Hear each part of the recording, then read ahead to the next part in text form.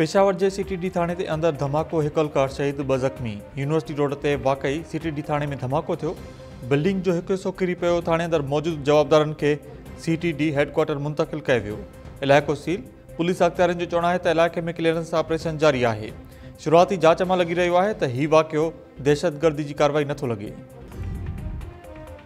पाकिस्तान सरहद पार दहशतगर्दी खिलाफ फैसला त कदम जारी रखंदो। दिफ़ा वारे वज़ीर ख्वाजा आसिफ अफगान तालिबान के गुमराह कंदड़ बयान के रद्द करे छॾियो।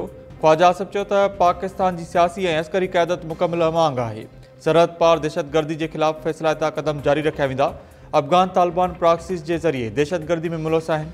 तालिबान हुकूमत अंदरूनी धड़न ऐं अदम इस्तेहकाम जो शिकार है। औरतुन, ॿारनि ऐं अक़लियतुनि ते ज़ुल्म तालिबान जो असुल चेहरो है। तालिबान 4 सालन के अरसे बाद भी आलमी वायदा पूरा न कया आहिनि। अफगान तालिबान परॾेही अंसरनि जी एजेंडा ते अमल करे रहिया आहिनि। पाकिस्तान की अफगान पॉलिसी क़ौमी मुफ़ाद ऐं इलाइक़ाई अमुन जे लाइ आहे। सुदसमा वारे वज़ीर अता तरड़ चयो आहे त इस्तांबुल ॻाल्हियुनि बाबति हक़ीक़तुनि खे अफगान तर्जुमान टोड़े मरोड़े पेश कयो। पाकिस्तान अफगान सरज़मीन ते मौजूद दहशतगर्दनि की गिरफ़्तारी जो मुतालबो कयो। अमरीकी सदर डोनाल्ड ट्रंप नाइजीरिया खिलाफ फौजी कार्रवाई की धमकी ॾेई छॾी। सदर ट्रंप चयो आहे त नाइजीरियन हुकूमत मसीहन के क़त्लेआम के रोकण में नाकाम रही त अमरीका इमदाद बंद करे छॾींदो। अमरीका ताक़त के ज़ोर ते नाइजीरिया में दहशतगर्दन के ख़त्म करे सघे थो।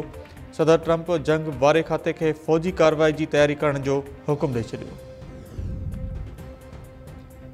पंजाब में स्मोक सबब सरकारी और खानगी स्कूल सुबह 8 लगी 45 मिनटन का पहिरियां खुलण ते पाबंदी लागू। पंजाब के माहौलियात खाते वज़ारत के नोटिफिकेशन मूजिब लाहौर समेत सॼे सूबे में स्मोक सबब सरकारी और खानगी स्कूल सुबह 8 लगी 45 मिनटन का पहिरियां न खुलंदा। भञकड़ी कंदड़ स्कूल ते 10 लाख रुपया दंड लागू होंदो। डीजी माहौलियात इमरान हामन शेख जो चवण है त माहौलियाती तहफ़ुज़ लाइ सख़्त कदम खया पिया आहिनि। सिंध के मुख़्तलिफ़ शहरन में रोड हादसा, एफआई ऑफिसर समेत 4 ॼणा फौत। कराची के मलिन कैंट वारे इलाके में डंपर के टक्कर में एफआई जो ऑफिसर फौत। पुलिस डंपर ड्राइवर के गिरफ्तार करे वरितो। जवाबदार जो ड्राइविंग लाइसेंस से एक्सपायर निकतो। फौती की सुञाणप एफआई के assistant sub inspector Mohammad Ayub Khan तौर थी। मोहम्मद अयूब खान कराची एयरपोर्ट से मुक़रर हो।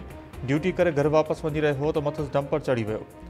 दौड़ में टालर के टक्कर में मोटरसाइकिल सवार औरत मरियम थड़े ते फौत। रिफत बीबी ऐं संदस पुट रियाज़ जख्मी थी पिया।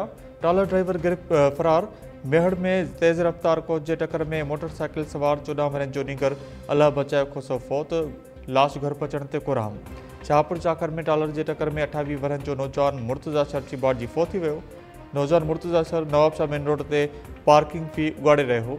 टालर ड्राइवर नूर हसन कुरैशी गिरफ्तार। कराची में औरंगी टाउन शाह फैसल चौक वटे घर के बाहि लगी वही।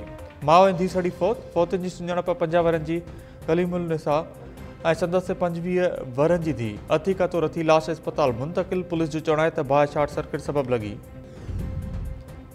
ठरी मीरवा में नीगर से बदफेली वाली वीडियो वायरल थियण बाद केस दाख़िल।